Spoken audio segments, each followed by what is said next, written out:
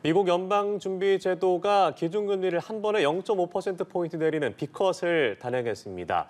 연준의 금리 인하는 코로나19 팬데믹 위기 대응을 위해 긴급히 금리를 낮췄던 2020년 3월 이후 4년 반 만인데요. 연준은 올해 연말까지 기준금리 추가 인하 가능성도 내비쳤습니다. 미국의 금리 결정과 이에 따른 우리 경제의 영향, 이인철 참 좋은 경제연구소장과 함께 짚어보겠습니다. 어서 오시죠. 네, 안녕하십니까. 네, 9월에 기준금리를 인하할 것이다라는 것은 기정사실화된 것이었고 그 폭이 얼마나 되느냐 관건이었습니다. 결국 0.5%포인트 B컷을 결정을 했군요. 그렇습니다.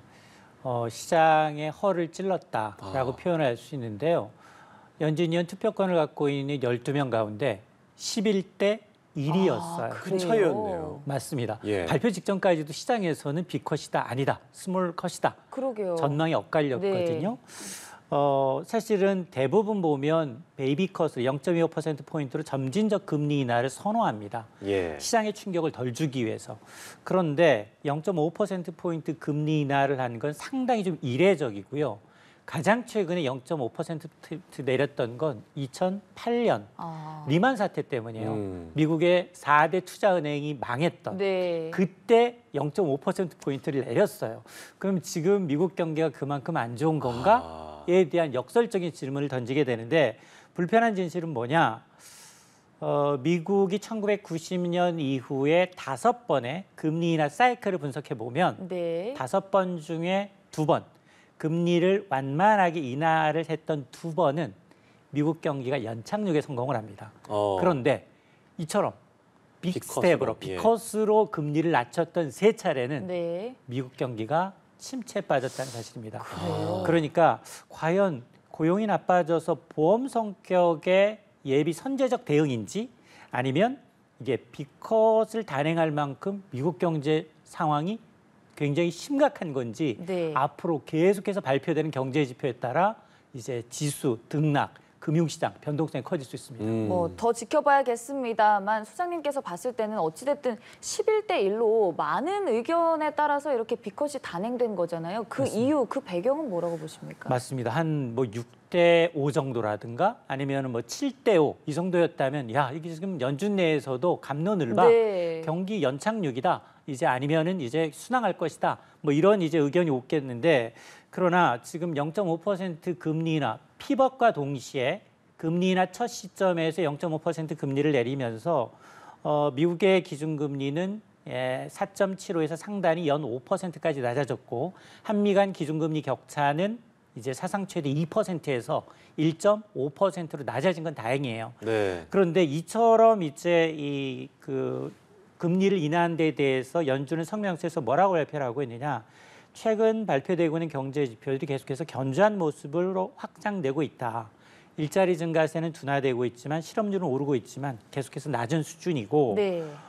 그래서 연준의 정책 목표는 2가지예요. 물가 안정과 그리고 고용 안정. 근데 문제는 뭐냐? 고용이 좀 불안하다는 겁니다. 지금 고용 상황이 급격히 악화될 가능성을 배제할 수 없을 만큼 선제적 대응에 나서겠다라는 얘기인데요. 한마디로 이제 금리 인하 초반기에 더 속도감 있게 금리를 움직여서 금리를 예. 낮춰서 고용 시장 약화 가능성에 이제 대비하겠다라는 이유인 건 맞습니다. 자, 그럼에도 불구하고 이제 이 시장에서는 이 정말로 이제 연준의 속내를 알기 위해서 앞으로 발표되는 고용 지표 그리고 이제 물가 지표, 소비 지표 굉장히 주의 깊게 볼 필요가 있어 보입니다. 네, 기준금리를 얼마나 낮추느냐에 따라서 시장의 반응도 다를 텐데 일단은 갑자기 급하게 내렸다는 것은 말씀하신 대로 경기가 정말 안 좋아지는 거 아니라고 우려가 있을 수 있잖아요. 기자회견에서도 이런 질문들이 있었는데 파월은 뭐라고 답하던가요? 맞습니다. 아니 B컷을 단행한 배경에 대해서 당연히 기자들이 질문을 쏟아보니까 해명하게 급급했어요. 파월 의장은 봐라 7월 이후에 이제 발표됐던 경제 지표들 7월 8일 고용 지표가 발표됐고 또 2건의 인플레이션 지표가 발표됐는데 고용 지표를 봤더니 조금 좋지 않았다. 그러면서 향후 이제 더 이제 좋지 않을 것임을 이제 시사하는 보고서가 있었기 때문에 이제 금리 B컷을 단행했다라고 이제 해명을 하고 있는데 그러면서도 이제 비컷이 갖는 어떤 부정적 의미를 상쇄하기 위해서 굉장히 토를 달고 있습니다. 예. 파월 의장은 연준이 경착륙을 우려해서 큰 폭의 금리 인하를 단행한 거 아니다. 라면서 이번 비컷은 이제 경기 침체 전조로 간주해서는 안 된다라고 하고 있는데요. 그러면서도 그동안도 연준 내부에서는 상당히 오랫동안 논의를 지속해 왔고 이번 비컷은 이제 중립 수준의 금리로 빠르게 내려가기 위한 조치다라는 얘기인데 그러면 이번 비컷으로 인해서 다음번에도 계속해서 2단계씩 금리를 내리나? 이런 질문이 또 나왔어요. 네. 그러자 이후에는 이게 뉴노멀은 아니다. 0.5% 금리 인하가 뉴노멀은 아니고 이제 그 인하가 지속될 것으로 예상돼서는 안 된다라고 선을 그으면서 그러면서도 이제 이 파월 의장은 과거와 같은 팬데믹이나 팬데믹 당시처럼 이제 제로 금리 수준으로 미국 금리가 낮아지는 건 절대 아니다라면서 이제 재차 이제 초저금리로 가는 일은 없다라고 이제 이 다짐을 하고 있는 상황이기 때문에 이것도 오늘 증시에는 사실은 좀 부정적이었어요. 그러게요. 연내 금리 2차례 인하한다고 해놓고는 아니다. 금리는 천천히 갈 것이다라고 얘기하니까 앞뒤가 맞지 않는 설명을 한 거죠. 그러면 연준 위원들이 좀 어떻게 전망할지도 궁금한데 그 전망을 담은 점도표도 같이 공개됐잖아요. 어땠습니까? 상당히 다이나믹하게 바뀌고 아, 있어요. 그래요? 예. 이게 지금 연준 위원들의 속마음을 담은 점도표는 분기별로 발표가 돼서 3월, 6월, 9월이었어요. 네. 근데 지난 6월보다도 더 낮아졌어요. 연말의 금리 전망치가 당초 6월에는 한 5.1% 수준에서 머물거려서 한두 차례 금리 인하할 것이다라고 했는데 4.4%로 낮췄기 때문에 이번 말고도 두 차례 더 0.5%포인트 낮춘다는 겁니다. 지금 미국은 금리나 FOMC가 2번밖에 남지 않았어요. 네. 2번 다 금리를 낮출 가능성이 높아졌고 내년에도 기준금리 연말 전망치 중간값이 당초 6월에는 한 4.1% 수준이었는데 지금 3.4% 낮췄기 때문에 내년에도 무려 4차례나 금리를 낮추겠다라는 겁니다. 거기에다가 속 내용을 좀 들여다보면 연준은 올해 경제 성장률 전망치를 낮췄어요. 당초 6월에 제시했던 2.1%에서 2.0%로 소폭이긴 하지만 올해 성장률 전망치 낮췄고 물가 전망치도 낮췄어요.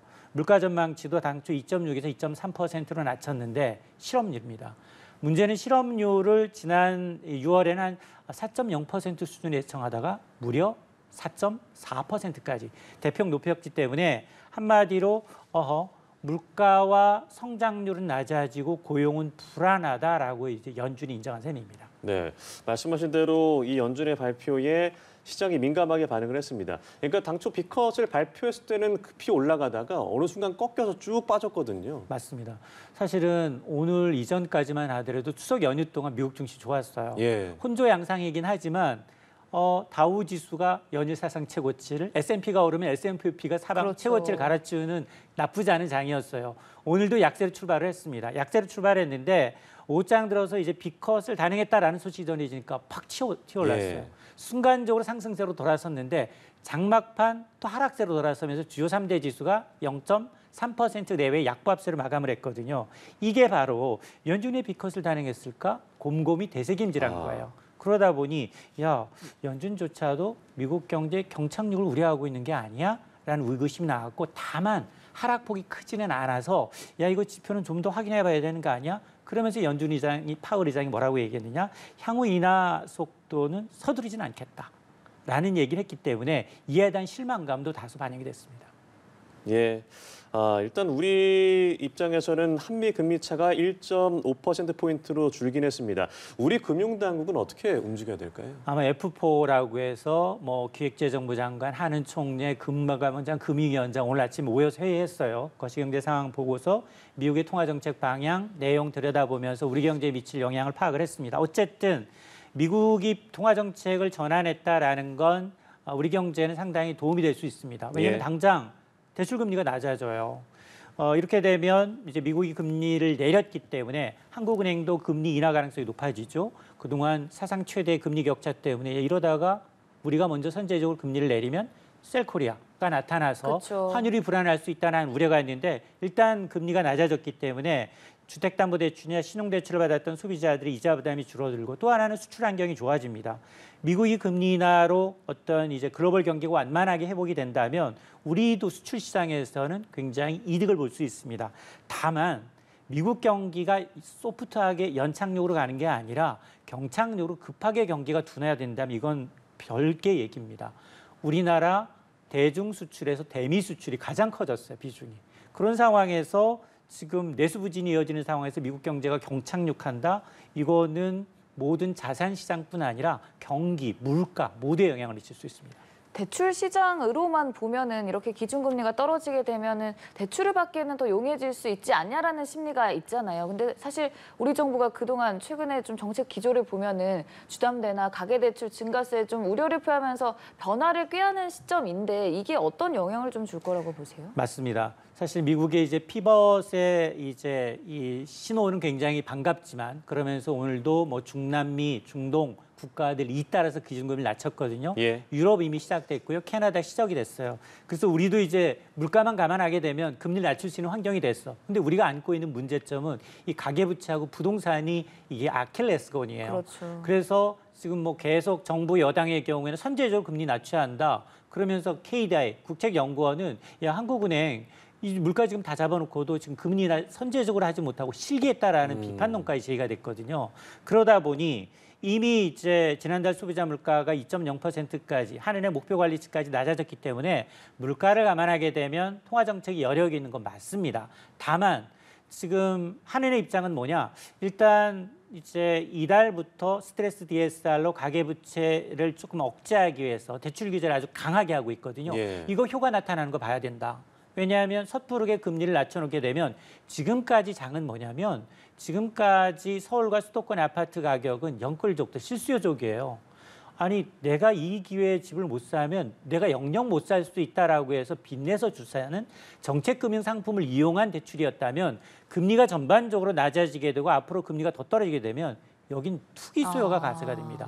투기 수요가 가세가 되면 걷잡을 수 없이 퍼져요. 그러다 보니 한은 입장에서는 지금 2단계 스트레스 DSR이 어느 정도 효과를 내는지 그리고 통상 부동산은 계약부터 한 2달 정도 시차를 두고 대출이 이루어지기 때문에 9월뿐 아니라 10월, 11월 대출이 어떻게 진행되느냐까지를 보고 난 다음에 하겠다는 거기 때문에 아마 저는 한은이 10월 금리 인하 가능성 굉장히 높아졌어요. 왜냐하면 0.25를 내린 게 아니라 0.5%를 미국이 먼저 내려줬기 네. 때문에 네. 가능은 하지만 우리나라는 금리를 한 단계씩 그것도 연내 2차례 못 간다. 한 번 정도 인할 가능성이 높다고 봅니다.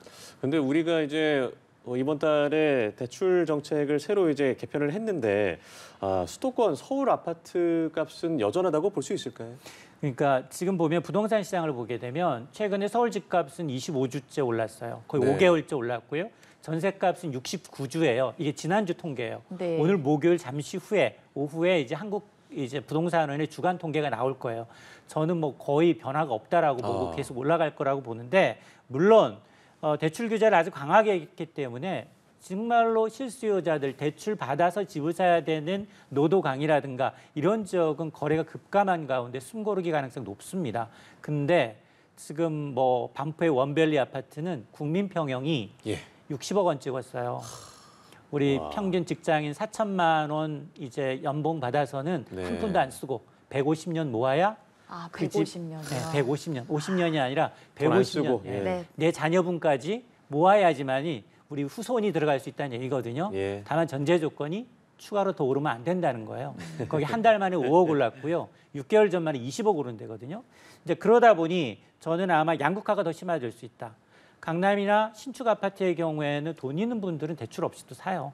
그런데 정말로 돈이 있어서 실수요자들이 원하는 입지가 좋은데 노도강이라든가 이런 지역에 사기에는 굉장히 어려워졌어요. 예. 정책 대출 받기도 어려워졌고요. 그러다 보니까 아마 서울과 수도권 입지 좋은 데와 그렇지 않은 지방과의 괴리감은 더 커질 수 있다고 봅니다. 네, 한은이 연내 뭐 한 차례 정도 금리 인하를 더 할 수 있다라고 말씀하셨잖아요. 그러면은 앞으로를 좀 봤을 때 대출 받는 상황에서 좀 변동금리, 고정금리 어떤 걸 이용하는 게 더 좋은 상황입니까? 결론부터 얘기하면 지금 고정금리가 변동금리보다 0.7에서 1%포인트 금리가 낮아요. 네.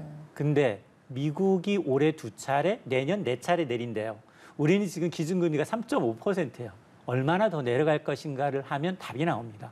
그러니까 당장은 고정금리가 상당 기간 유리해요. 아, 그래요? 네, 왜냐하면 이제 한국은행이 적어도 기준금리를 4차례 이상 내려야만 변동금리랑 역전 가능성이 있거든요. 네. 그러니까 물론 뭐 경기가 굉장히 나빠지고 내수가 부진하게 되면 금리 인하 폭도 커질 수도 물론 있겠지만 그럴 가능성보다는 점진적 인하 가능성이 높기 때문에 좀 이제 고정금리 대출, 왜냐하면 지금 스트레스 DSR이라는 건 변동금리에 대해서 가상금리를 얹어서 대출 한도를 줄이겠다는 거거든요. 네. 그러다 보니까 단기적으로는 고정형을 선택하고 실제로 만약 하나 좀 더 중장기적으로 변동금리가 금리가 더 낮아졌다?